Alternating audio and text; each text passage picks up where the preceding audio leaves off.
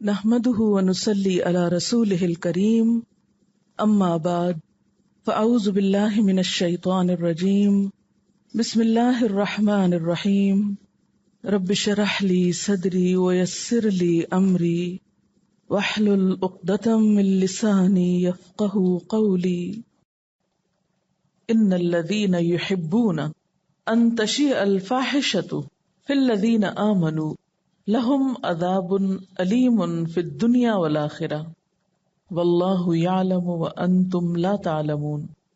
بے شک وہ لوگ جو پسند کرتے ہیں کہ پھیلے فحاشی فاحشہ ان لوگوں میں جو ایمان لائے، ان کے لیے دردناک عذاب ہے دنیا میں بھی اور آخرت میں بھی، اور اللہ جانتا ہے اور تم نہیں جانتے ہو۔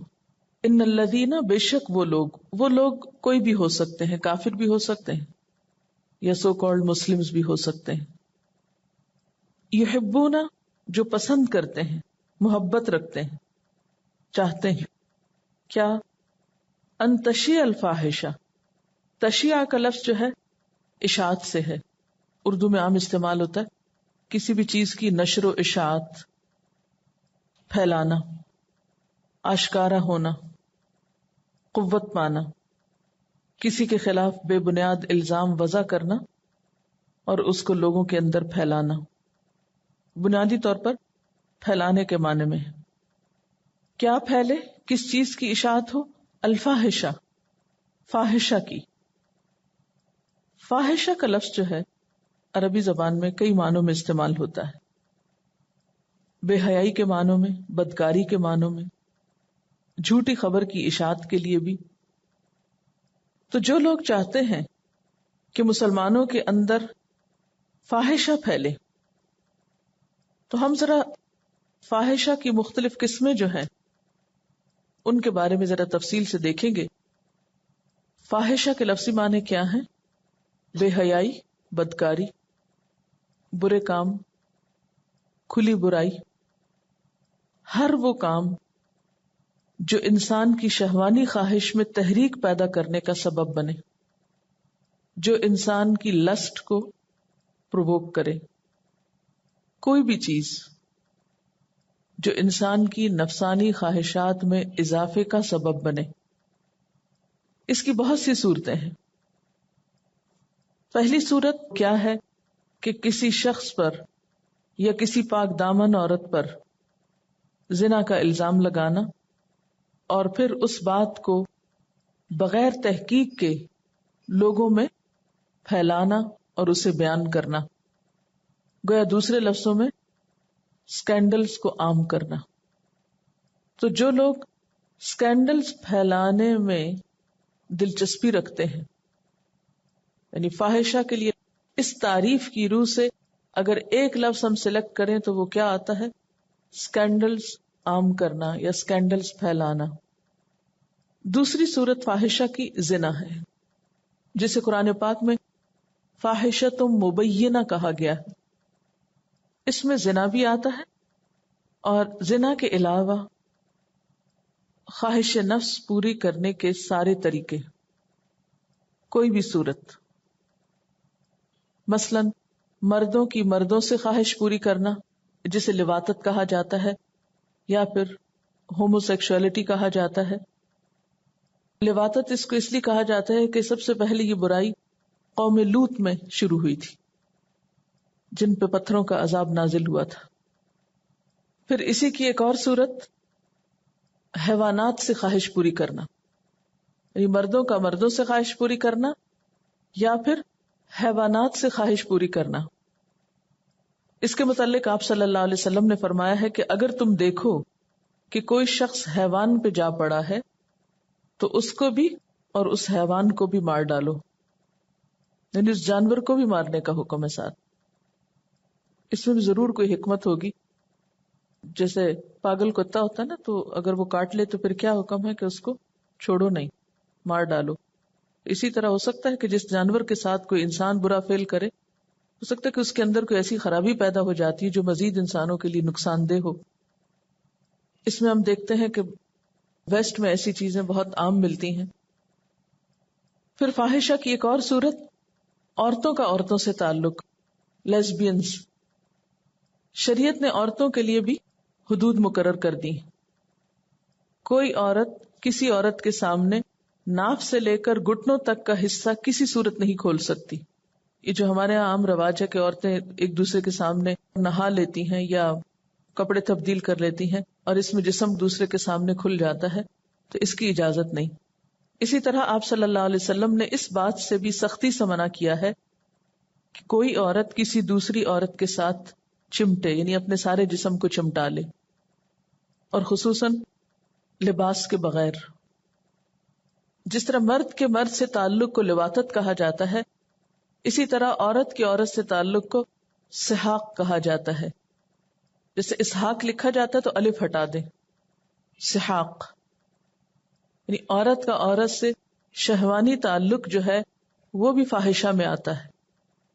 پھر اسی طرح شوہر اور بیوی کے تعلق کی خاص باتیں کسی دوسرے کے سامنے کرنا، یعنی گفتگو کرنا اس کے بارے میں، یعنی ایک ہسبینڈ وائف کی جو پرائیویٹ باتیں ہیں جو وہ صرف ایک دوسرے سے کہہ سکتے ہیں یا کر سکتے ہیں، ان باتوں کو کسی دوسری دوست سے یا کسی دوسرے انسان سے کہنا یا لکھنا یا کسی بھی طرح اس کو عام کرنا یا اسے محفلوں میں بیٹھ کے ڈسکس کرنا، یہ بھی فاحشہ کے پھیلانے میں آتا ہے. اسی طرح دوسری عورتوں کے حسن کے بارے میں اپنے شوہر سے ڈسکس کرنا، یہ بھی فحاشی پھیلانے میں آتا ہے. اس قسم کی باتوں سے بھی نبی صلی اللہ علیہ وسلم نے منع فرمایا ہے. اسی طرح زنا کی جو مختلف صورتیں ہیں، جیسے ایک حدیث میں آتا ہے، حضرت ابو ہریرہ سے روایت ہے، آپ صلی اللہ علیہ وسلم نے فرمایا، آنکھ کا زنا شہوت کی نظر سے کسی کو دیکھنا ہے، یعنی نگاہ میں لسٹ ہو، جسے بری نگاہ عام طور پہ کہا جاتا ہے. زبان کا زنا اس کی نسبت گفتگو کرنا ہے. نفس کا زنا اس کی آرزو اور خواہش کرنا ہے، یعنی دل میں بار بار ایسے برے خیالات لانا اور گھنٹوں اس پر سوچ بچار کرنا یا ایسی ہی باتیں سوچتے چلے جانا، نفس کی آوارگی جس کو کہتے ہیں. اور فرمایا، اور انجام کار شرمگاہ اس کی تصدیق کرتی ہے یا تکذیب کرتی ہے. اب یہ سب کام جو ہیں یہ فاحشہ میں آتے ہیں. اسکینڈلز کو عام کرنا، زنا کر کے پھر اس کی باتیں کسی سے ڈسکس کرنا یا اس کو کسی بھی طرح عام کرنا، یا پھر لواطت یا سحاق یا شوہر اور بیوی کے راز یا دوسری عورتوں کے حسن کی باتیں شوہر کے سامنے ڈسکس کرنا، یہ تمام چیزیں فاحشہ میں آتی. ان الذین یحبون ان تشیع الفاحشۃ فی الذین آمنوا. اب ان ساری باتوں کو ذہن میں رکھیں، یعنی فاحشہ میں یہ ساری برائیاں آتی ہیں. پھر یہاں پر کیا حکم ہے کہ ان برائیوں کو پھیلانے کو جو پسند کرے، جو شخص اس فحاشی کی اشاعت کرنا چاہے، اس کو نشر کرنا چاہے، نشر کرنے میں کیا کیا چیزیں آتی ہیں ذرا سا اس کو بھی دیکھ لیتے ہیں. ایک تو یہ ہے کہ 1 to 1 کسی سے گفتگو کرنا، خواہ آمنے سامنے بیٹھ کر یا ٹیلی فون پر یا پھر چیٹ کے ذریعے، یعنی انٹرنیٹ کے ذریعے، یا لکھ کر یا سائن لینگویج میں، یا پھر تصویروں کے ایکسچینج کے ذریعے، یا ایسی چیزوں کے بارے میں کہانیاں لکھ کر نشر کرنا، یا ایسی پوئٹری کو عام کرنا.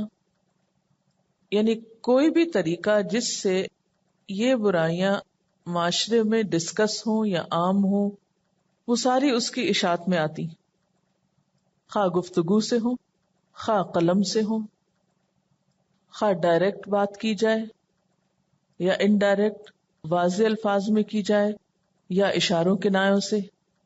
کوئی بھی طریقہ جس سے یہ موضوع پبلکلی ڈسکس کیا جائے، وہ سب اس میں آ جاتا ہے. حضرت عائشہ پر جو الزام لگایا گیا، اس الزام کو لوگوں میں جو پھیلایا گیا، اس کی طرف اشارہ ہے. اب آپ سوچیں کہ اگر ایک جھوٹی خبر کی اشاعت کو، ایک الزام کے پھیلانے کو ناپسند کیا گیا، تو کہاں یہ کہ حقیقی واقعات کو محض لوگوں میں سنسنی پیدا کرنے کے لیے یا لوگوں کے اندر ایک ایسا ٹیسٹ ڈیولپ کرنے کے لیے کہ وہ اپنے اصل مقاصد کو چھوڑ کر یا تعمیری کام چھوڑ کر محض اس چیز کو تفریح کے نام سے یا دل لگی کے نام سے عام کرنے لگے، تو اس کے بارے میں پھر آپ سوچ سکتے ہیں کہ کیا حکم ہو سکتا ہے۔ اس وقت سوچنے کی بات یہ ہے کہ ہم بحیثیت امہ کیا کردار ادا کر رہے ہیں، انڈیویجولی اور کلیکٹیولی، اپنی ذاتی سطح پر یا اجتماعی سطح پر، افراد یا حکومت۔ ہم سب امت مسلمہ کے نمائندے کیا کردار ادا کر رہے ہیں؟ پرنٹ میڈیا ہو یا الیکٹرانک میڈیا، ان دونوں کو ہم زیادہ سے زیادہ کس چیز میں استعمال کر رہے ہیں؟ اب آپ دیکھیں کہ کسی چیز کو پھیلانے کے لیے صرف زبان ہی نہیں، قلم ہی نہیں، بلکہ اس کے علاوہ انڈائریکٹلی کسی بھی قسم کی سپورٹ جو ہے، خواہ وہ مال سے ہو، خواہ وہ وقت سے ہو، خواہ وہ آئیڈیاز کے ذریعے ہو، خواہ اپنے کسی آرٹ کے ذریعے ہو، یا کوئی بھی اور کام جو ان چیزوں کو پھیلانے میں تقویت کا ذریعہ بنے، وہ سب بھی اشاعت میں آ جاتا ہے۔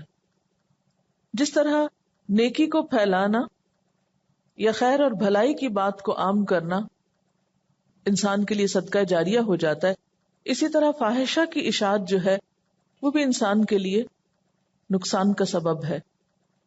پھر اسی طرح ان کاموں کے لیے جو جگہیں استعمال ہوتی، ان جگہوں کو رینٹ آؤٹ کرنا یا ان کی آمدنی کھانا یا کسی بھی طریقے سے اس اشاعت میں حصہ لینا، اس کو آپ کیٹیگرائز کر سکتے ہیں۔ مزید بھی ان کے بارے میں فرمایا کہ ان الذین یحبون، جو لوگ پسند کرتے ہیں، جن کو یہ اچھا لگتا ہے کہ فحاشی پھیلے، کس میں؟ فی الذین آمنوا، ایمان لانے والوں میں، یعنی ان کے مزاج یا ان کی جو ایکٹیویٹیز ہیں ان میں ایسی چیزوں کو عام کرنا انہیں اچھا لگتا ہے۔ لہم عذاب علیم، ان کے لیے دردناک عذاب ہے، فی الدنیا والآخرہ، دنیا میں اور آخرت میں۔ واللہ یعلم وانتم لا تعلمون، اللہ جانتا ہے تم نہیں جانتے کہ وہ عذاب کیا ہے یا اس حکم میں اتنی سختی کیوں ہے۔ یعنی بعض اوقات ہم دیکھتے ہیں کہ ایسا کام کرنے والے بظاہر ترقی کر رہے ہوتے ہیں، بظاہر بہت خوش نظر آتے ہیں، بہت گلیمر ہوتا ہے ان کے ارد گرد، اور اس کو ہم ان کی کامیابی یا ان کی خوش قسمتی کا راز سمجھتے ہیں، اور ہم کہتے ہیں کہ نہیں، یہ کیسے ہو سکتا ہے کہ ان کے لیے عذاب ہو، ان کے لیے تو کوئی عذاب نہیں، ان کے لیے تو دنیا میں رونق ہی رونق ہے یا خوشیاں ہی خوشیاں ہیں۔ لیکن یہاں کیا کہا گیا؟ واللہ یعلم وانتم لا تعلمون، اور اللہ جانتا ہے تم نہیں جانتے ہو۔ دنیا کے عذاب کی تو کئی شکلیں ہو سکتی ہیں، لیکن آخرت کا عذاب جہاں تک ہے اس کے بارے میں حدیث میں آتا ہے کہ معراج کی رات میں کچھ ایسے لوگوں کے پاس سے آپ صلی اللہ علیہ وسلم کا گزر ہوا جن کی جلد آگ سے بنی ہوئی کینچیوں سے کاٹی جا رہی تھی۔ آپ نے فرمایا، میں نے جبریل سے پوچھا یہ کون لوگ ہیں؟ انہوں نے بتایا، یعنی جبریل علیہ السلام نے، کہ یہ وہ لوگ ہیں جو عورتوں کو اپنی طرف مائل کرنے اور بدکاری کرنے کے لیے بناؤ سنگھار کرتے تھے۔ پھر میرا گزر ایک کنویں پر ہوا جس سے نہایت بدبودار بھبک اٹھ رہی تھی اور اندر سے چیخنے کی آوازیں آ رہی تھی۔ میں نے جبریل سے پوچھا یہ کون لوگ ہیں؟ انہوں نے بتایا کہ یہ وہ عورتیں ہیں جو بدکاری کے لیے زینت اور آرائش کرتی تھی اور وہ کام کرتی تھی جو ان کے لیے جائز نہ تھا۔ حضرت جابر سے روایت ہے کہ آپ صلی اللہ علیہ وسلم نے فرمایا، اپنی امت کے بارے میں جن چیزوں کا مجھے خوف ہے ان میں سب سے زیادہ ڈراؤنی دو چیزیں ہیں، نفسانی خواہش اور لمبی آرزو۔ جہاں تک نفسانی خواہش کا تعلق ہے وہ حق بات سے روکتی ہے، اور لمبی آرزو آخرت بھلا دیتی ہے۔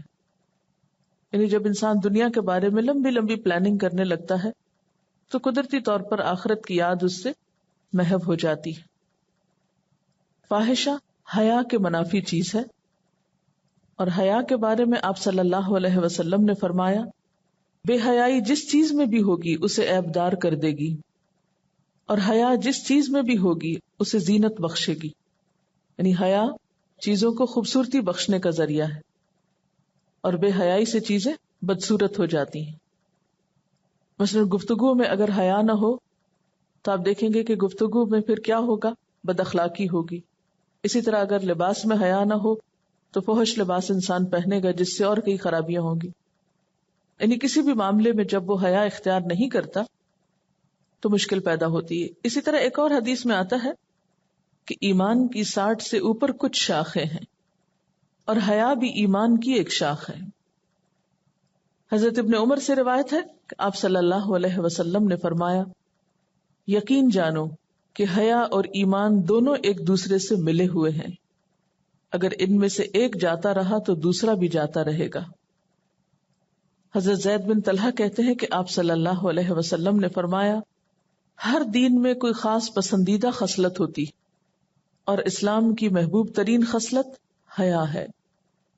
عمران بن حسین رضی اللہ تعالیٰ عنہ سے روایت ہے کہ آپ صلی اللہ علیہ وسلم نے فرمایا الحیاء خیر کلہ، حیا مکمل خیر و خوبی ہے، یعنی حیا میں خیر ہی خیر ہے. اسی طرح حضرت ابو ہریرہ رضی اللہ تعالی عنہ سے روایت ہے کہ آپ نے فرمایا حیا ایمان کا حصہ ہے اور ایمان جنت میں لے جائے گا، اس کے برعکس بے حیائی بدی ہے اور بدی کا ٹھکانہ دوزخ ہے. اسی طرح ایک اور روایت میں کچھ یوں آتا ہے کہ حیا ایمان ہے اور ایمان بہشت میں لے جائے گا، اور بے حیائی جفا ہے اور جفا جہنم کا موجب ہے. یعنی جب انسان بے حیا ہو جاتا ہے تو سخت دل، ترش روح، سخت مزاج اور بد اخلاق ہو جاتا ہے. حضرت ابن مسعود سے روایت ہے آپ نے فرمایا مومن تانے دینے والا، لعنت کرنے والا، فحش بکنے والا اور بے باک اور بے حیا نہیں ہوا کرتا. یعنی یہ کوالٹیز مومن کے اندر نہیں ہوتی کہ اس کی گفتگو میں فحاشی ہو، کیونکہ گالیاں بکنا جو ہے یہ بھی فحاشی ہی کی ایک قسم ہے. گفتگو میں گالیوں کا استعمال جو ہے یہ بھی تشیع الفاحشہ میں آتا ہے، کیونکہ یہ بھی وائرس کی طرح پھیلتی ہے نا. کوئی نئی گالی کسی سے سنی، ایک نے دوسرے سے تیسرے نے آگے اس کو رواج دے دیا. یعنی جس زبان پر اللہ کا ذکر ہو وہاں گالیاں کہاں زیب دے سکتی ہیں. عموماً آپ نے غور کیا ہوگا کہ گالیوں کے جو الفاظ ہیں اس میں سراسر فحاشی ہوتی ہے. حضرت ابو سعید خدری رضی اللہ تعالی عنہ سے روایت ہے کہ رسول اللہ صلی اللہ علیہ وسلم گھر کے گوشے میں پردہ نشین کنواری لڑکی سے بھی زیادہ حیادار تھے. جب آپ کسی ناپسندیدہ چیز کو دیکھتے تو ہم آپ کے چہرے سے پہچان لیتے تھے کہ آپ کو یہ بات اچھی نہیں لگی. ایک دن آپ نے صحابہ سے فرمایا خدا سے ایسی شرم کرو جیسا کہ شرم کرنے کا حق ہے. تو صحابہ نے عرض کیا ہم خدا سے حیا کرتے ہیں. تو آپ نے فرمایا یہ نہیں بلکہ حیا وہ کرتا ہے جو سر اور اس میں جو کچھ ہے. کیا ہے سر میں؟ اندر دماغ ہے اور باہر بال ہے. سر اور اس میں جو کچھ ہے اس کی حفاظت کرتا رہے، یعنی اپنے خیالات کی، دماغ کی حفاظت کرتا ہے. اور پیٹ اور جو کچھ اس میں ہے اس کی حفاظت کرتا ہے، یعنی لقمہ حلال اس میں ڈالتا ہے یا نہیں. اور موت کو اور گلنے سڑنے کو یاد رکھتا ہے، اور آخرت کا چاہنے والا ہے. دنیا کی زیب و زینت چھوڑ دیتا ہے، اور جس نے ایسا کیا اس نے خدا سے شرمانے کا حق ادا کر دیا.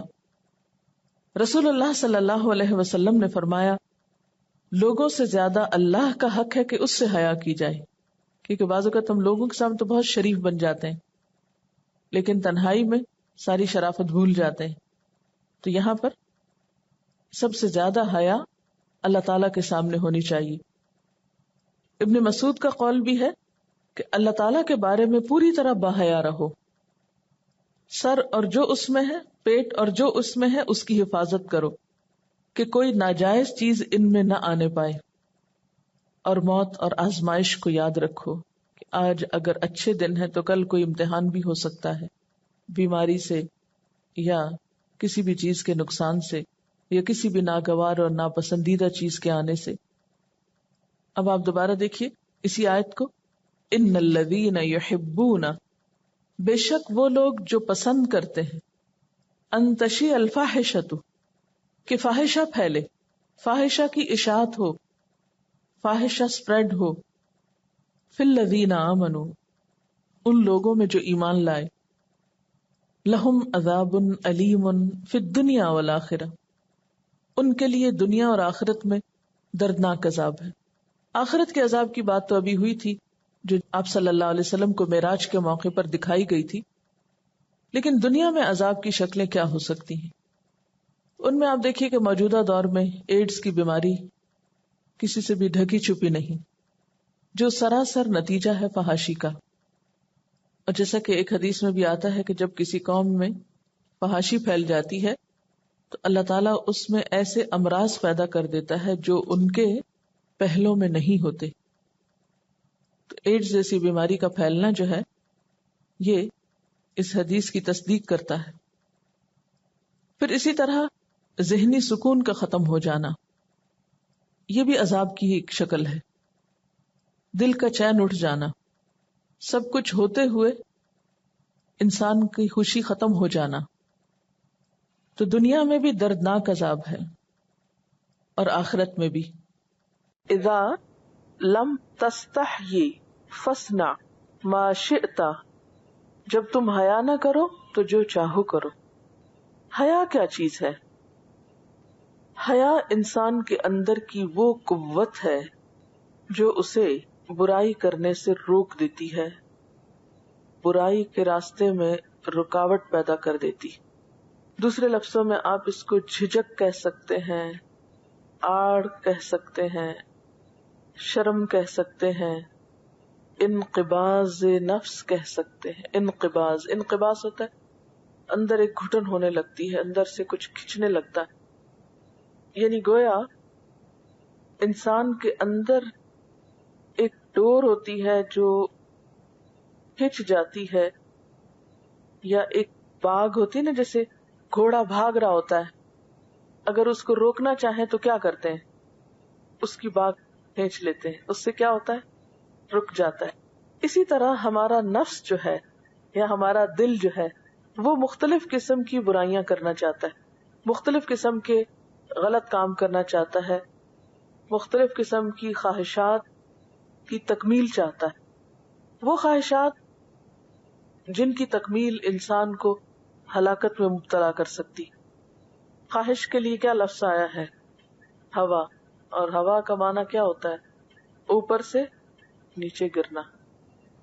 تو خواہشات انسان کو اوپر سے نیچے گراتی ہیں، اخلاقی طور پر یا اعمال کے اعتبار سے یا نتیجے کے اعتبار سے۔ اب آپ دیکھیں کہ نفس کو اگر آپ تشبیہ دیں ایک سرکش گھوڑے سے، تو حیا کیا ہے؟ دراصل اس گھوڑے کو باغ ڈالنا یا لگام ڈالنا کہ جو اس کو کھینچ کے رکھتا ہے۔ اب امیجن کریں کہ وہ باغ ٹوٹ گئی، نتیجہ کیا نکلے گا؟ یا آپ کے ہاتھ سے نکل گئی، کیا ہوگا؟ آپ گھوڑا بے لگام ہو جائے گا اور جدھر چاہے گا گھس جائے گا۔ ہو سکتا ہے کسی ممنوعہ کھیت میں جا گھسے، ہو سکتا ہے آپ کو اوپر سے نیچے گرا پھینکے، ہو سکتا ہے کسی کو لتاڑ چتاڑ دے۔ پھر آپ اس سے کس چیز کی توقع کریں گے؟ وہ کچھ بھی کر سکتا ہے۔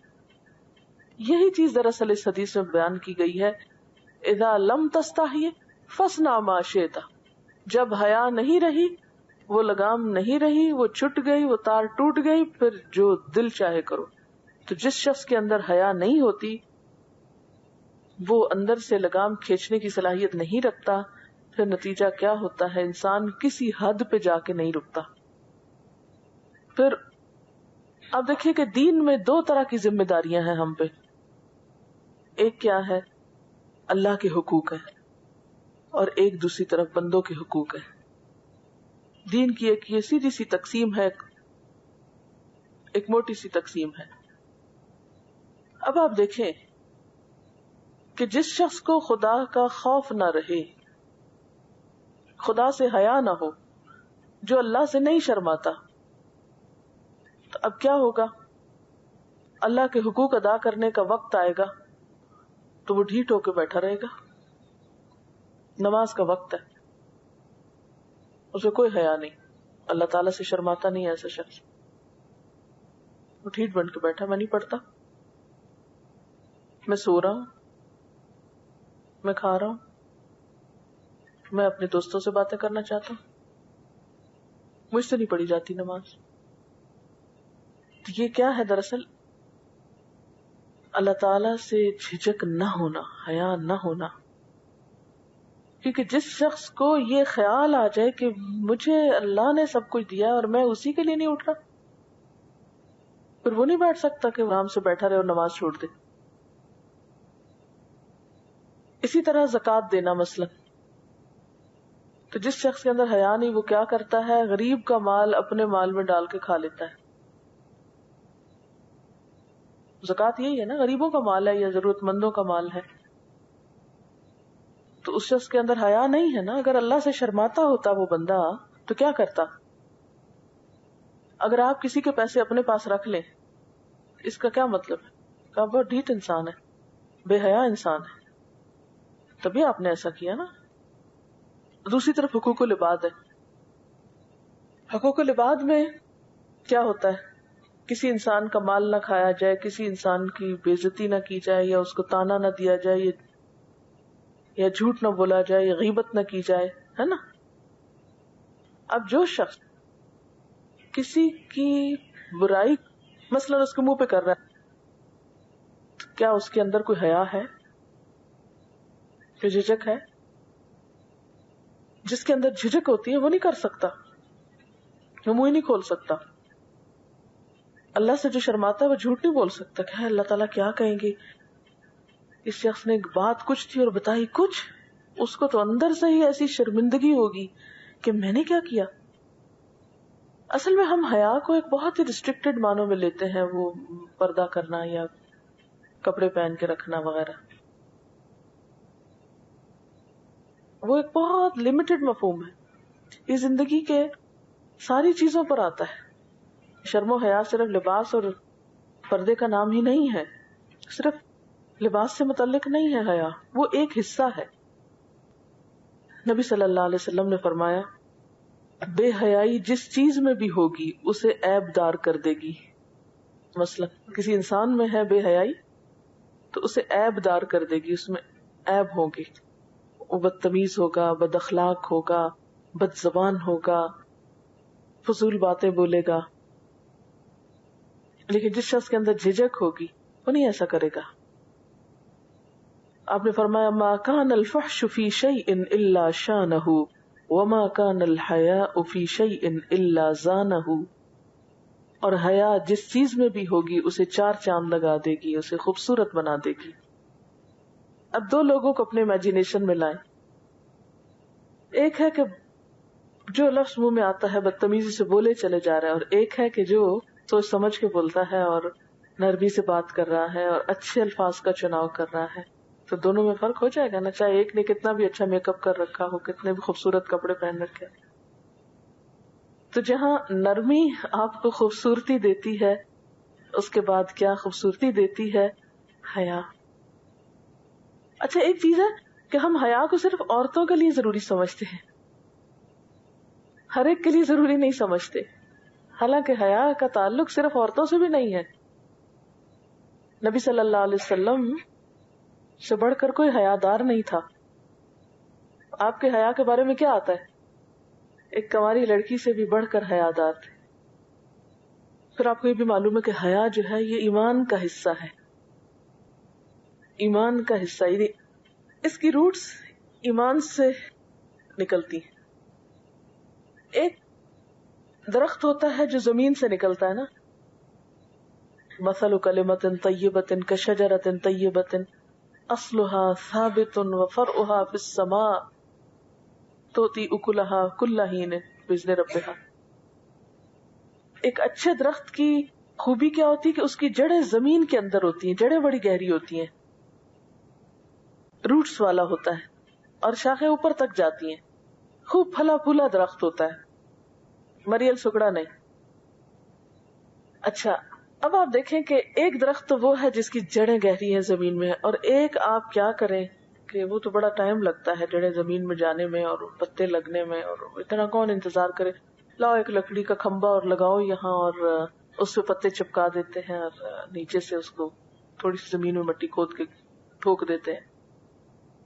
ایک یہ درخت بنا لیا آپ نے لکڑی کے کھمبے پر، اور ایک وہ ہے جس کی جڑیں ہیں. دونوں میں فرق ہے کہ نہیں ہے؟ بہت فرق ہے نا. ہم نے پتہ کیا کیا، ہم لکڑی کے کھمبے بن کے نا کہیں اس پہ کوئی پتا چپکا لیتے ہیں، کہیں کوئی چپکا لیتے ہیں، اور ہم کہتے ہیں بہت اچھے مسلمان ہو گئے. ایسا ہی نا ہمارا اسلام، جہاں دل چاہتا ہے کچھ چپکا لیتے ہیں اپنے اوپر، جو نہیں دل چاہتا اتار پھینکتے ہیں. اور ایک وہ درخت ہے کہ جس کی روٹس ہیں، جیسی جیسی روٹس ہیں ویسا ویسا اوپر اس کے نکھار آ رہا ہے. اصل اسلام یہی ہے. جب نبی صلی اللہ علیہ وسلم فرماتے ہیں کہ حیا ایمان کا حصہ ہے، تو حیا کیا ہے؟ ظاہر کی چیز ہے نا جو خوبصورتی دیتی ہے پرسنالٹی کو، لیکن اس کی روٹس کہاں؟ نیچے گئی ہوئی ہیں، ایمان کے ساتھ لنکڈ ہے. تب وہ فریش ہوگا ٹری، اور پھر اس کے اندر سے خیر پھوٹتی چلی جائے گی نا. آپ نے دیکھا ہوگا نا کہ جب بہار آتی ہے تو درخت جو ہوتا ہے وہ اتنا نہیں اس کا سائز رہتا، پہلے سے بڑھ جاتا ہے، نئی شاخیں نکل آتی، نئے پتے نکل آتے ہیں. تو نبی صلی اللہ علیہ وسلم نے بھی فرمایا کہ الایمان بضع وستون شعبۃ والحیاء شعبۃ من الایمان. ایمان کی 60 سے کچھ اوپر شاخیں ہیں، اور حیا بھی ایمان کی ایک شاخ ہے. یعنی اسلام کا جو ٹری ہے اس کی 60-70 جڑیں ہیں. حتیٰ کہ یہاں تک فرمایا گیا کہ حیا اور ایمان ساتھ ساتھ ہیں، اگر ایک اٹھ جائے تو دوسرا بھی اٹھ جاتا ہے. اور حیا کے بغیر نرمی نہیں آتی، یہ بھی آپ کو بتا دوں، کیونکہ اگر آپ بے حیا بدتمیز ہوں گے تو تبھی آپ سختی پہ بھی اتر آئیں گے نا. تو اگر آپ کو حیا آئے کسی سے تو آپ اس سے بدتمیزی نہیں کر سکتے، پھر سختی نہیں پھر ایسی کر سکتے. تو حدیث ہے ان الحیاء والایمان قرناء قرناء جمیعا فاذا رفع احدهما رفع الاخر. نبی صلی اللہ علیہ وسلم نے فرمایا یقین جانو کہ حیا اور ایمان دونوں ایک دوسرے سے ملے ہوئے ہیں. حیا اور ایمان کیا ہے؟ ایک دوسرے سے ملے ہوئے ہیں. اگر ان میں سے ایک جاتا رہا تو دوسرا بھی جاتا رہے گا. ایک چلا گیا تو دوسرا بھی چلا جائے گا. ابن عباس کی روایت میں کہ ان میں سے ایک چھین لیا گیا تو دوسرا خود ہی اس کے ساتھ ہی چلا جائے گا. اچھا آپ دیکھیں نا کہ عام طور پر حیا کا مظاہرہ کہاں کہاں ہوتا ہے، کہاں کہاں آپ بہت ڈیسنٹ، بہت شریف، بہت کائنڈ، بہت ناز و ادا والے ہوتے ہیں شادی کے موقع پر، اور کلاس میں، اور بزرگوں کے سامنے، اور آفس میں باس کے سامنے. جب کوئی گھر مہمان آیا ہو، جب کوئی رشتہ لینے آتا ہے، جب آپ کسی کو امپریس کرنا چاہتے ہیں، یعنی دوسرے لفظوں میں جس کا آپ احترام کرتے ہیں، جب آپ کا کوئی فائدہ ہو کسی سے، جب آپ اپنی فیوریٹ پرسنالٹی کے سامنے ہو، جب کوئی تعریف کرے تو پھر آپ ذرا سمٹ جاتے ہیں یا پھول جاتے ہیں، وٹ ایور. پھر کہاں ہم لبادہ اٹھا پھینکتے. اب وہ سچویشن دیکھ لیجئے، کہاں اتار دیتے ہیں اپنا گھر والوں کے سامنے، اور پارٹیز وغیرہ میں، دوستوں میں، جہاں زیادہ پرینک ہوتے ہیں. ہاں جب کوئی ہم سے زیادتی کرتا ہے، سفر میں، اجنبی لوگوں میں، کچھ رشتوں کے سامنے، جب کچھ شیئر کرنا پڑے، شادیوں پہ کھانا کھاتے وقت. اور اگر ان سب سچویشنز کو آپ ایک جملے میں یا ایک اس کی بنیادی اگر وجہ تلاش کریں تو وہ کیا ہوگی؟ میرے خیال میں جو بنیادی بات ہے نا وہ مفاد ہے، مفاد پرستی ہے. کیونکہ جہاں ہمارا کوئی فائدہ ہوتا ہے تو ہم وہاں ڈیسنٹ بن جاتے ہیں. اصول کوئی نہیں ہے ہمارا. جہاں جس انسان سے ہمیں کچھ فائدہ ملنا ہوتا ہے وہاں ہم اچھے نظر آتے ہیں، جہاں ہمیں کوئی نقصان ہونے لگتا ہے وہاں واپس سے باہر ہو جاتے ہیں. حیا نہ ہونے کی ایک بنیادی وجہ یہ ہے کہ ایمان کی روٹس مضبوط نہیں ہے نا. اللہ تعالیٰ کا اتنا احساس نہیں، جیسے انہوں نے کہا کہ اللہ کانشیس نہیں ہوتے، اتنا احساس نہیں ہوتا تو پھر ہم پرواہ نہیں کرتے. تو نبی صلی اللہ علیہ وسلم نے کیا فرمایا کہ جب تم میں حیا نہیں تو پھر جو چاہے کرو. اچھا بعض اوقات آپ جب حیا کرتے ہیں اور اس وجہ سے آپ بدتمیزی سے نہیں بولتے یا شاؤٹ نہیں کرتے یا کسی کو تانے نہیں دیتے یا برے لفظ گالی والی نہیں دیتے, تو لوگ آپ کو بسا اوقات کیا کہنے لگتے ہیں, سمجھانے لگتے ہیں, تم تو بہت ہی بدھو ہو, یہ تو بہت ہی سیدھا ہے. کس کو کانفیڈنٹ کہا جاتا ہے؟ منہ پھٹ لوگوں کو. مجھے کسی کا ڈر نہیں. یہ کون سی خوبی ہے؟ میں کسی سے نہیں ڈرتا. کیا یہ خوبی؟ ڈر کی بات نہیں ہے. ڈر تو واقعی کیوں کسی کا ڈر ہو, لیکن لحاظ, جھجک, احترام یہ بہت ضروری ہے. آپ دیکھیں کہ ہمارے معاشرے کی عملی صورتحال کیا ہے. اخبار دیکھیں اور لوگوں کے بیان دیکھیں, جو مختلف بیان آتے ہیں روز سیاست دانوں کے, ان کو آپ دیکھیں. مسلمان کو مسلمان کا احترام ہی نہیں ہے. کیا نصیحت کرنے کا انداز یہی ہوتا ہے کہ صرف دوسرے کی خامیاں ہی ڈھونڈی جائے اور ان کو کرٹیسائز کیا جائے؟ کیا نبی صلی اللہ علیہ وسلم نے دین کی تبلیغ ایسے ہی کی تھی کہ ہر روز ابو جہل کے خلاف ایک بیان آتا تھا آپ کا, یا ابو لہب کے خلاف ایک سٹیٹمنٹ جاری ہوتی تھی روز؟ کیا آپ نے پالیٹکس نہیں کی ہے نا؟ کیا آپ نے جنگیں نہیں لڑی ہے نا؟ لیکن ان میں کتنی نصیحتیں کی, درخت نہیں کاٹنا, بچوں کو کچھ نہیں کہنا, عورتوں کو کچھ نہیں کہنا, راہبوں کو کچھ نہیں کہنا, کتنی باتیں بتائیں. یہ سب کچھ کس سے تعلق رکھتی؟ حیا سے تعلق رکھتی. حیا تو دراصل اتنی خوبصورت فیکلٹی ہے یا اتنی خوبصورت خصوصیت ہے کہ جو آپ کو دراصل ایک برے کام میں ہاتھ ڈالنے سے روک دیتی ہے. نہیں آگے نہیں جانا, یہ نہیں کرنا, نہیں یہ ٹھیک نہیں ہے. نبی صلی اللہ علیہ وسلم ایک انصاری کے پاس سے گزر رہے تھے. اس وقت وہ اپنے بھائی کو سمجھا رہا تھا کہ بھائی ایسا شرمیلا ہونا بھی ٹھیک نہیں, تم اسے منہ توڑ جواب دو, ایسا جواب دو کہ بس سیدھا ہو جائے. عام طور پہ ہم یہی کہتے ہیں. آدمی کو کچھ تو دلیر ہونا چاہیے. اس کو ہم کیا سمجھتے ہیں؟ بہادری. میں نہیں ڈرتا کسی سے. یہ تو گنڈا گردی بھی ہو سکتی. بہت سے گنڈے کی یہی لفظ بولتے ہیں کہ ہم نہیں ڈرتے کسی سے. تو یہ خوبی تو نہ ہوئی نا,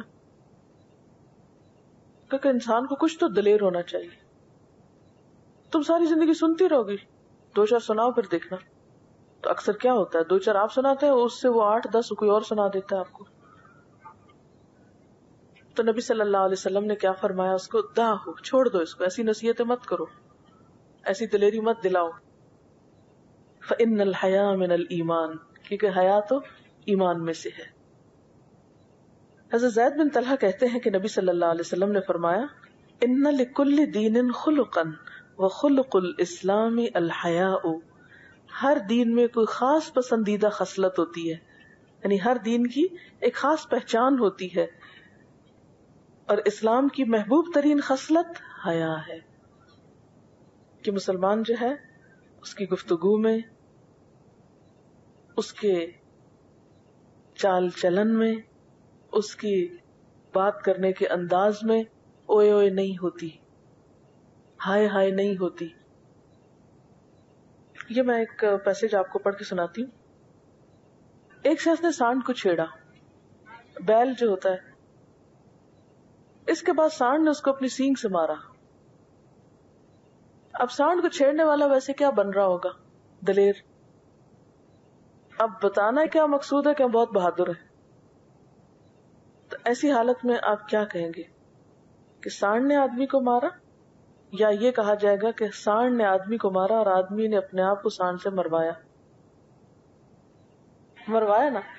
تو بسا اوقات ہم بدتمیزی کر کے, بے باکی کر کے, غلط بیانی کر کے, بے حیائی کر کے ایک غلط خیالی کا شکار ہوتے ہیں کہ سانڈ کی کوئی حیثیت نہیں, میں اس کو لگا لوں گا 2-4. تو پھر ایسا کیوں ہوتا ہے کہ جب سانڈ پیچھے بھاگتا ہے, پہلے سانڈ کو بھینس کو, تو بھینس سے سب ڈرتے ہیں کہ نہیں؟ کوئی ڈرتا ہے بھینس سے؟ اگر گلی میں بھینس جا رہی ہو تو آپ پاس سے گزریں گے؟ نہیں گزرتے. سبھی ڈرتے ہیں اس سے کہ یہ ہمارے پیچھے بھاگ پڑے گی. اب اسی طرح جیسے کتا گزر رہا ہوتا ہے تو آپ کیا کرتے ہیں؟ کیا یہ بہادری کہ آپ اس کو ششکار کے گزرے ہیں؟ نہیں، کہ بہادری نہیں ہے. تو اسی طرح ایول جو ہوتا ہے یا شر جو ہوتا ہے یا معاشرے کے بدتمیز لوگ جو ہوتے ہیں ان کو ایسی شے نہیں دینی چاہیے کہ وہ پلٹ کے آپ کے ساتھ بدتمیزی کریں. نبی صلی اللہ علیہ وسلم نے فرمایا ہے لا ينبغي للمؤمن ان يذل نفسه. قالوا وكيف يذل نفسه؟ قال يتعرض من البلاء لما لا يطيق. کسی مومن کو ایسا نہیں کرنا چاہیے کہ وہ اپنے آپ کو ذلیل کرے. لوگوں نے کہا کوئی شخص کیسے اپنے آپ کو ذلیل کرے گا؟ آپ نے فرمایا کہ وہ ایک ایسی مصیبت مول لے جس کی وہ طاقت نہ رکھتا ہو. یعنی ایسے کو چھیڑ دے کہ جس کا پھر جواب وہ سہنے کی گنجائش نہ رکھتا ہو، نہ سہ سکتا ہو. تو جب انسان بے حیا ہوتا ہے نا، بدتمیز ہوتا ہے، بد اخلاق ہوتا ہے، تو بسا اوقات اس کا خمیازہ بہت برا بھگتنا پڑتا ہے. آپ نے دیکھا ہوگا کہ بہت سے لوگوں کو ان کے نوکر قتل کر دیتے ہیں. ایسا کیوں ہوتا ہے؟ کیونکہ بسا اوقات مالک جو ہے وہ بہت بدتمیزی کرتا ہے اور دوسرا انسان بے عزتی محسوس کرتا ہے. وقتی طور پہ کچھ نہیں کہہ سکتا لیکن موقع پاتے ہی ٹھکانے لگا دیتا ہے. ایک دفعہ اخبار میں نے پڑھا تھا، مجھے پوری خبر تو یاد نہیں، لیکن اس میں یہ تھا کہ ایک نوکر نے اپنی مالکہ کو بہت بری طرح قتل کیا تھا اور اس میں لکھا تھا کہ بیوی بہت بے عزتی کرتی تھی. تو بعض اوقات ہم یہ سمجھتے ہیں کہ یہ ہم سے کمزور ہیں، یہ چھوٹے ہیں، تو کسی کو بھی فنڈ نہیں کرنا چاہیے. لیکن عام طور پر ہم کیا کرتے ہیں، خود ایک مصیبت میں ہاتھ ڈالتے ہیں، پھر ہم کسی اور کو ذمہ دار قرار دیتے ہیں. تو جس مصیبت کا سبب آپ خود ہوں اس کا الزام بھی دوسرے کو دینا درست نہیں ہے. تو حیا کا جو سبق ہمیں سکھایا گیا وہ کیا کہ ہر شخص اپنے اپنے لمٹس میں، اپنے اپنے دائرے میں، اپنے اپنی حدود میں رہ کے کام کرے اور بلا وجہ دوسروں کے اندر انٹرفیئرنس نہ کرے، دوسرے کا احترام کرے، ہر ایک سے اخلاق کے ساتھ پیش آئے، چاہے کوئی چھوٹا ہو یا بڑا ہو، کوئی نوکر ہو یا کوئی ساتھ کا انسان ہو. نرمی سے بات کرے، عزت اور وقار اس کا خیال رکھے اور غلط بیانی، بد زبانی اور ان چیزوں پر اپنے آپ کو کنٹرول کرے. پھر اسی طرح نبی صلی اللہ علیہ وسلم نے فرمایا الحیاء لا یأتی الا بخیر وفی روایت الحیاء خیر کلہ. حیا کا نتیجہ ہمیشہ اچھا ہوتا ہے اور حیا مکمل خیر و خوبی. ایک اور حدیث میں آتا ہے حیا ایمان کا حصہ ہے اور ایمان جنت میں لے جائے گا. اس کے برعکس بے حیائی بدی ہے، برائی ہے اور بدی کا ٹھکانہ آگ ہے. چلیے آپ مجھے پریکٹیکل سچویشن بتائیں کہ جس میں عام طور پر بے حیائی یا بدتمیزی ہوتی ہے. ساس بہو کا جھگڑا، اس کی بنیادی وجہ کیا ہے؟ ایک دوسرے کو عزت نہیں دیتے. کیا چیز لیک کر رہی ہے؟ حیا. یہ کیسے ہو سکتا ہے کہ آپ ایک بزرگ خاتون کو، خواہ وہ کیسی بھی ہو، اگر آپ ان کی عزت کریں، اگر آپ ٹھہر کے بات کریں، آپ آرام سے بات کریں، تو وہ بے وجہ ہی آپ کو کوستی رہے. اور کچھ خواتین کی عادت ہوتی ہے بے وجہ بھی بولنے کی، تو وہاں بھی حیا کی کمی ہے. شوہر اور بیوی کے درمیان بسا اوقات چخ کیوں ہوتی ہے؟ بعض اوقات دونوں انسان بہت اچھے ہوتے ہیں، اپنی اپنی جگہ دونوں میں بہت ٹیلنٹ ہے، بہت خیر ہے، بہت کیئرنگ ہے، لیکن آپس میں نہیں بن رہی. کس چیز کی کمی ہے؟ ایک دوسرے کی عزت نہیں ہے، ایک دوسرے کی حیا کی کمی ہے. افسوس کے ساتھ یہ بات کہنی پڑتی کہ ہماری موجودہ جو تعلیم ہے اس نے لوگوں کے اندر کانفیڈنس کے نام پر بسا اوقات ایسی بے حیائی پیدا کر دی ہے کہ دوسرے کا احترام ختم ہوتا چلا جا رہا ہے. تو یہ اسلام کی پہچان ہے، ادب، احترام، محبت. ایک بچی اگر اپنی ماں کے سامنے جواب دیتی ہے، بدتمیزی سے بات کرتی ہے، آپ اس کو کس چیز کا نام دیں گے؟ کانفیڈنس کا. قرآن پاک میں کیا آتا ہے؟ وَيْلٌ لِكُلِّ هُمَزَةٍ لُمَزَةٍ. ویل ہلاکت ہے، تباہی ہے، بربادی ہے کس کے لیے؟ لِكُلِّ هُمَزَةٍ لُمَزَةٍ، ہر اس شخص کے لیے جو منہ پہ تانے دیتا ہے اور پیٹھ پیچھے برائیاں کرتا ہے. ایک اور حدیث میں آتا ہے مومن جو ہے نہ تانا دینے والا ہوتا ہے، نہ لان تان کرنے والا ہوتا ہے، اور نہ ہی وہ بے حیائی کی بات کرتا ہے، اور نہ ہی وہ بد اخلاقی کی اور بدگوئی کی بات کرتا ہے. لیکن کتنے افسوس کے ساتھ کہنا پڑتا ہے کہ ہماری گفتگو میں کتنی ٹانٹ ہوتی ہے بعض اوقات. تو بات یہ ہے کہ ہم بعض اوقات دوسروں کا مذاق اڑانے کو بھی یہ سمجھتے ہیں کہ ہم لوگوں کے لیے تفریح کا ذریعہ بنا رہے ہیں، تفریح فراہم کر رہے ہیں. لیکن ہم اپنے لیے جب نہیں چاہتے کہ ہم پر کوئی ہنسے، آپ کسی کو خود پہ ہنسنے دیں گے کہ کوئی آپ پہ فیسز بنائے، کوئی آپ کا مذاق اڑائے، کوئی آپ پہ ہنسے؟ تو ہم کیسے انسان ہیں کہ دوسروں کی کمزوری پہ ہنس کے اس کو اپنے لیے تفریح اور خوشی کا ذریعہ بنا لیں؟ اس میں بھی کس چیز کی کمی ہے؟ حیا کی کمی ہے. اسکول کالجز میں ایسا ہوتا ہے کہ بساؤ کا ٹیچر پڑھا رہے ہوتے ہیں اور پیچھے سے اسٹوڈینٹس ہنس رہے ہوتے ہیں، لکھ لکھ کے ایک دوسرے کو پاس کر رہے ہوتے ہیں کچھ جوکس اور کچھ باتیں، اور ٹیچر کی ہر بات کے اوپر کوئی نہ کوئی کمنٹ دیا جا رہا ہوتا ہے. اس کو انجوائے کرتے ہیں اور پھر یہ سمجھتے ہیں کہ انہوں نے بہت کارنامہ کیا کہ استاد کا مذاق بنا لیا. اور بعض اوقات بعد میں بیٹھ کے آپس میں ٹیچرز کو ڈسکس کر رہے ہوتے ہیں بہت برے لفظوں میں. جی ہاں، نام رکھے ہوتے ہیں. اور بعض اوقات پارٹیز میں اس طرح کی حرکتیں کی جاتی ہیں کہ لوگوں کے نام رکھ کے ان کو بے عزتی کی جاتی. ٹائٹلز دیتے ہیں. 1 اپریل کو بھی تفریح کا نام دے دیا گیا نا. ہاں، اور کیا کرتے ہیں؟ جی ہاں، بعض اوقات کوئی شخص بیٹھا ہوتا ہے، کام کر رہا ہوتا ہے، تو 2 لوگ کھڑے ہو کے آپس میں باتیں کرتے ہیں، اس پہ ہنستے ہیں اور اس کو بھی انجوائمنٹ کا ذریعہ سمجھتے ہیں. بالکل، بسا اوقات مائیں خود بچوں کو ایسی شے دیتی ہیں کہ باپ کے خلاف بدتمیزی کرتے ہیں یا دادی کے ساتھ کرتے ہیں، یا اور پھر خوش ہوتے ہیں اس پر کہ خوب سنائی ہمارے بچے نے. یہ نہیں پتا چلتا کہ ہمارا بچہ خود کل ہمیں کو سنانے والا ہو جائے گا. آج اگر ہم نے اس کی جھجک ہٹا دی، جھجک کھول دی، تو کل پھر اذا لم تستحی فاصنع ما شئت. جو کسی اور بزرگ کی توہین کر سکتا ہے وہ کیا آپ کی نہیں کر سکتا؟ وہ کل آپ کی بھی کر دے گا. بالکل صحیح کہہ رہی. بے حیائی کی ایک اور قسم جو بہت عام ہے وہ گفتگو میں گالیوں کا استعمال ہے. اور بعض اوقات انگریزی میں بڑی بڑی گالیاں بہت خوبصورت محسوس ہونے لگتی ہیں، اور سلینگ میں ایسے الفاظ کا کثرت سے استعمال جس سے انتہا درجے کی بد اخلاقی ٹپکتی ہے، لیکن لوگ اس کو کوئی بھی مائنڈ نہیں کرتا. ماڈرن ہونے کا نام دیا جاتا ہے. اس کے بارے میں ایک حدیث آپ کو سناؤں گی. حضرت عائشہ رضی اللہ تعالیٰ عنہ کہتی ہیں کہ حضرت صفیہ رضی اللہ تعالیٰ عنہ کا اونٹ بیمار ہو گیا اور حضرت زینب رضی اللہ تعالیٰ عنہ کے پاس ایک اونٹ ان کی ضرورت سے زائد تھا. رسول اللہ صلی اللہ علیہ وسلم نے فرمایا ایک اونٹ صفیہ کو دے دو. ان کے منہ سے نکلا میں اس یہودن کو اونٹ دے دوں. آپ کو معلوم ہے کہ وہ آپ صلی اللہ علیہ وسلم سے نکاح سے پہلے وہ یہودی تھی. اس پر رسول اللہ صلی اللہ علیہ وسلم ناراض ہو گئے اور ان سے ذوالحج، محرم اور کچھ سفر کے دن علیحدہ رہے. اتنی لمبی ناراضگی کی صرف اس ایک لفظ کے استعمال پر، حالانکہ آپ کتنے نرم تھے، رحمت للعالمین تھے. اتنا شدید ریاکشن آپ نے کیوں کیا؟ آلموسٹ 2.5 مہینے یا 2 مہینے سے کچھ زائد آپ ان سے کیوں ناراض رہے؟ یہ لفظ بول دیا تم نے. اور ہمارے ہاں تو گالیاں تو ایسے ہیں جیسے اللہ کی پناہ. اور بعض لوگوں کو تو لگتا ہے کھجلی ہونے لگتی ہے اگر وہ گفتگو میں گالی نہ دے.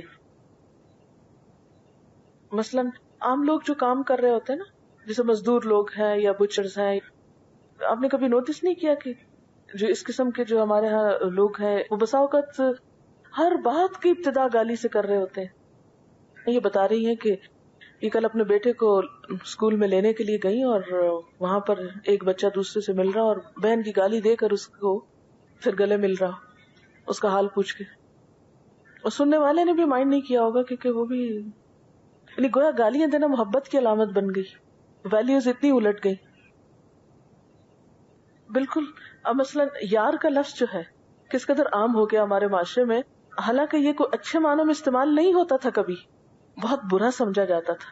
ناجائز خفیہ دوستی کے لیے یہ استعمال ہوتا تھا. لڑکی لڑکے کی جو ناپسندیدہ دوستی ہوتی تھی اس کے لیے یہ لفظ استعمال ہوتا تھا،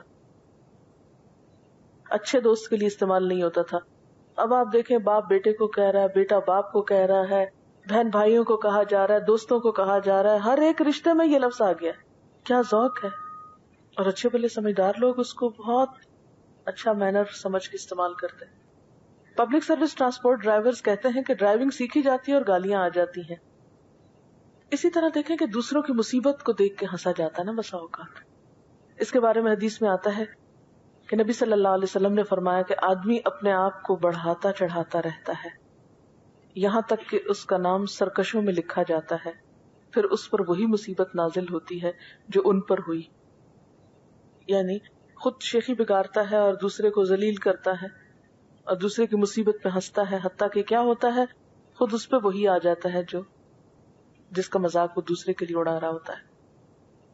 اسی طرح مسخرہ پن جو ہے، نبی صلی اللہ علیہ وسلم نے فرمایا ایک آدمی ایک بات منہ سے نکالتا ہے اور اس کے سوا اس کی کوئی غرض نہیں ہوتی کہ لوگوں کو ہنسا دے. اس بات کی شامت سے وہ اس قدر پست گڑھے میں گرتا ہے جس کی گہرائی اس فاصلے سے بھی زیادہ ہے جو زمین اور آسمان کے درمیان ہے. حقیقت یہ ہے کہ زبان کی وجہ سے کسی انسان کا گرنا زیادہ تکلیف دہ ہے اس گرنے سے جو پاؤں کے پھسلنے کی وجہ سے ہو. کبھی آپ سلپ ہو جائیں اور گر جائیں تو زیادہ کیا ہوتا ہے، موچ آ جاتی ہے، کوئی ہڈی ٹوٹ جاتی ہے، آپ کئی دنوں کے لیے چلنے پھرنے سے عاجز آ جاتے ہیں. لیکن آپ صلی اللہ علیہ وسلم نے فرمایا کہ اس تکلیف سے بڑی تکلیف ہے اس شخص کے لیے جو زبان کی پھسلن کی وجہ سے گرے. اچھا، اسی طرح بے حیائی کی ایک قسم یہ ہے کہ گناہوں کا ذکر بڑے کانفیڈینس کے ساتھ کرنا اور اس ذکر کے کرنے میں کوئی شرمندگی محسوس نہ کرنا بلکہ اس کو بہت انجوائے کرنا. قوم تھی جس پر والکینو ایرپشن کے ذریعے اس کی تباہی ہوئی اور سب بیچ میں دب گئے. اب اس کے اوپر ایک پارک بنا رہے ہیں اور کہہ رہے ہیں کہ ہم کوشش کریں گے کہ اگلی ایرپشن سے پہلے یہ سب کچھ بنا لیں اور اس پر ایسی رائڈز ہوں گی کہ وہ ساری سینسیشن کے ساتھ وہ فیل بھی کر سکیں گے آپ جو کچھ ان پہ گزرا. آپ کو معلوم ہے کہ نبی صلی اللہ علیہ وسلم کا طریقہ کیا ہوتا تھا جب کسی ایسی جگہ سے گزرتے کہ کسی قوم پر عذاب آیا ہو یا کوئی قوم کسی جگہ پر گناہوں میں مبتلا ہوئی ہو، تو آپ کیا کہتے کہ تیزی سے گزرو یہاں سے.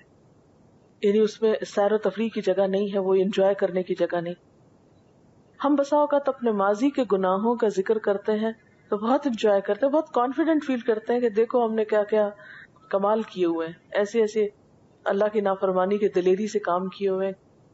مثلاً اگر کسی نے پچھلی زندگی میں نمازیں نہیں پڑھی، ہم تو نماز کے پاس بھی نہیں جاتے تھے، مسجد کا تو رخ ہی نہیں دیکھا تھا کبھی، دوپٹہ تو ہم پاس نہیں پٹکنے دیتے تھے.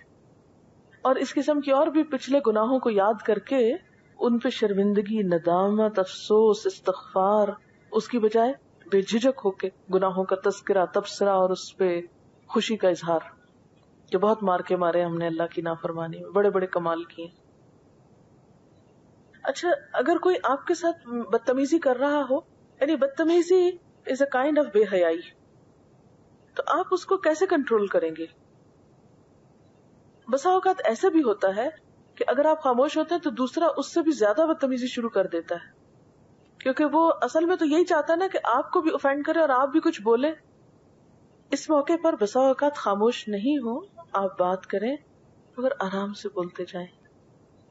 ڈفرنٹ اس کے آپشنز ہو سکتے ہیں، آپ چلے جائیں. آپ میرے ساتھ بہت دفعہ ایسا ہوتا ہے کہ کوئی آتا ہے اور بہت لاؤڈلی بولتا ہے نا، تو میں اس کے ساتھ آرام سے بات کرتی رہتی ہوں، حتیٰ کہ وہ جب جانے لگتا ہے تو وہ بھی اس پیٹ پہ آ جاتا ہے. تو دوسروں کو سکھانے کا طریقہ اپنا عمل ہوتا ہے. اگر بدتمیزی کر رہا ہے، کوئی بد اخلاقی کر رہا ہے، کچھ کر رہا ہے، تو آپ اپنے اس پر رہیں، اس کو اس میں ڈھال لیں. کتنی دیر تک وہ چیخے گا؟ جب آپ نہیں چیخیں گے تو وہ کول ڈاؤن ہو جائے گا. اس کی ایک دوسری ایکسٹریم یہ بھی ہوتی ہے کہ بعض اوقات لوگ اتنا جھجکتے ہیں، اتنا شرماتے ہیں کہ جو حق بات کہنی ہوتی ہے وہ بھی نہیں کہتے. اس ایکسٹریم کی مثال کچھ یوں دوں گی. کسی بچی نے مجھے لکھ کر وہاں کمنٹ دیا تھا، حضرت آدم علیہ السلام کا جو قصہ جب ہم پڑھ رہے تھے کہ اللہ تعالیٰ نے جب حضرت آدم علیہ السلام کی تخلیق کا ذکر فرشتوں سے کیا، تو حالانکہ فرشتے اللہ تعالیٰ کے آگے بہت عاجزی اختیار کرتے ہیں، اس کی تسبیح کرتے ہیں، جھکے رہتے ہیں، ادب کرتے ہیں، احترام کرتے ہیں، محبت کرتے ہیں، سب کچھ کرتے ہیں، لیکن جب اللہ تعالیٰ نے ان کے سامنے اپنا عزم یا ارادہ رکھا، اپنا پروگرام رکھا، تو اس شرم اور جھجک اور ادب اور احترام میں انہوں نے یہ نہیں کیا اچھا ٹھیک ہے، بلکہ انہوں نے جو کچھ محسوس کیا اس بات کا انہوں نے اظہار کیا.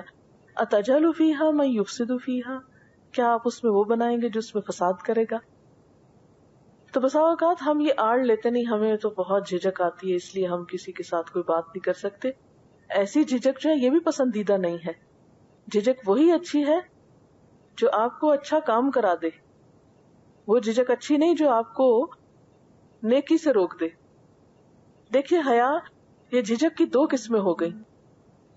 ایک وہ کہ جو آپ کو برائی سے روکے، یہ بھی پسندیدہ ہے، اور ایک وہ جو آپ سے نیکی کروا لے، یہ بھی پسندیدہ ہے. لیکن حیا کی وہ قسم جو آپ کو نیکی سے روک دے، یہ بذات خود ایک ناپسندیدہ بات ہے. کسی بھی خیر کے کام میں، کسی بھی اچھے کام میں اگر آپ کے پاس کوئی اچھا آئیڈیا ہے، اچھا مشورہ ہے، اچھی سجیشن ہے، اچھی بات ہے، تو آپ اس کو آگے ضرور پہنچا دیں. ایک کلیکٹیو ایفرٹ جو ہوتی ہے وہ بہت فائدہ مند ہوتی ہے بنسبت اس کے کہ ایک ہی شخص بولتا چلا جائے. زیادہ سے زیادہ کیا ہوتا ہے، یہ کیا ہوگا، ایک دفعہ آپ کو ایک بات اچھی نہیں لگے گی، آپ کو ایک دفعہ آپ بات کریں گے، لوگ آپ پہ ہنس پڑیں گے، لوگ آپ کو کچھ کم سمجھیں گے، تو کوئی بات نہیں، ہم نے لوگوں کے لیے جب کیا ہی نہیں تو فکر کس بات کی کہ لوگ کیا سمجھ رہے ہیں ہم کو. ان کا سوال یہ ہے کہ اگر ایک کامیڈین جو ہے وہ اللہ کی مخلوق کو خوش کرنے کے لیے کسی کو ہنسا رہا ہے تو کیا یہ کوئی غلط کام ہے؟ نہیں، غلط کام نہیں ہے اگر دوسری مخلوق کو ناراض نہ کرے. یہ بلا کیا بات ہوئی کہ آپ ایک کو ذلیل کر کے تو دوسرے کو ہنسا رہے ہیں، وہ بھی تو اللہ کی مخلوق ہے جسے آپ ذلیل کر رہے ہیں. تو یہ حد سے بڑی ہوئی بات ہوگی نا پھر. تو اسلام اعتدال کا نام ہے، ہمارا دین اعتدال کا نام ہے. اگر کوئی پوچھے نا آپ سے کہ اسلام کیا ہے، اعتدال. اس میں کوئی چیز منع اس سینس میں نہیں ہے کہ وہ حرام ہے آپ پر، اس کی جائز شکل بھی موجود. مثلاً آپ دیکھیں، روزے رکھنا فرض ہے لیکن چھوڑنے کی اجازت بھی ہے، تو یہ کیا بتاتا ہے؟ اعتدال. حج فرض ہے لیکن سب کے لیے نہیں. ہمارا دین ایکسٹریمزم پر بلیو نہیں کرتا. مسلمان ایکسٹریمسٹ نہیں ہو سکتا. مسلمان تو معتدل مزاج ہوتا ہے، اس کا تو غصہ، غم، خوشی، ہر چیز اعتدال میں ہوتا ہے، اور اعتدال میں رہنا ہی تو اصل مشکل ہے. وَجَعَلْنَاكُمْ أُمَّةً وَسَطًا، تو وسط کا کیا معنی ہے؟ درمیانی، معتدل. ابھی جو روزے کی بات میں نے کی، تو روزہ مخصوص حالات میں چھوڑا بھی جا سکتا ہے، نماز بھی مخصوص حالات میں چھوڑی جا سکتی ہے. کھڑے نہیں ہو سکتے، بیٹھا جا سکتا ہے، اشاروں سے پڑھ سکتے ہیں، وضو نہیں کر سکتے، تیمم کر سکتے ہیں. ایمان کے لیے جان دینے کی بات بھی آتی ہے، لیکن بسا اوقات جب جان کو خطرہ ہو تو اس بات کی رخصت بھی ہے کہ آپ ایمان چھپا لیں، ہے نا. دو چیزوں سے علم ضائع ہو جاتا ہے، حیا اور تکبر.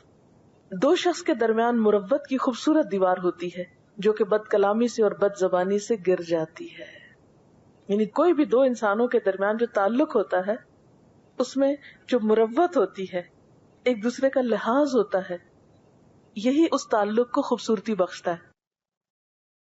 فرمایا وَلَوْلَا فَضْلُ اللَّهِ عَلَيْكُمْ وَرَحْمَتُهُ، اور اگر تم پر اللہ کا فضل اور اس کی رحمت نہ ہوتی، وَأَنَّ اللَّهَ رَؤُوفٌ الرَّحِيمٌ، اور بے شک اللہ تعالی شفقت کرنے والا مہربان ہے، تو کیا ہوتا؟ پھر اللہ کا عذاب تمہیں اپنی گرفت میں لے لیتا. دشمنوں کی سوچی سمجھی سازش اور مسلمان معاشرے میں انتشار پھیلانے کی یہ کوشش ناکام ہوئی. یہ سراسر اللہ کے فضل ہی سے ہوا. اگر وہ نہ ہوتا تو تم بہت مشکل میں پڑ جاتے. یہ چند اصول جو تھے وہ میں نے آپ کے سامنے رکھ دیے ہیں کہ ان الفاظ سے مراد کیا ہے. باقی ڈیٹیلز اور اس کے آگے جو بہت سی چیزیں ہیں اس پر ہم لیٹر آن بات کر سکتے ہیں. وآخر دعوانا ان الحمد للہ رب العالمین. سبحانک اللہم وبحمدک نشہد ان لا الہ الا انت نستغفرک ونتوب الیک. والسلام علیکم ورحمۃ اللہ وبرکاتہ.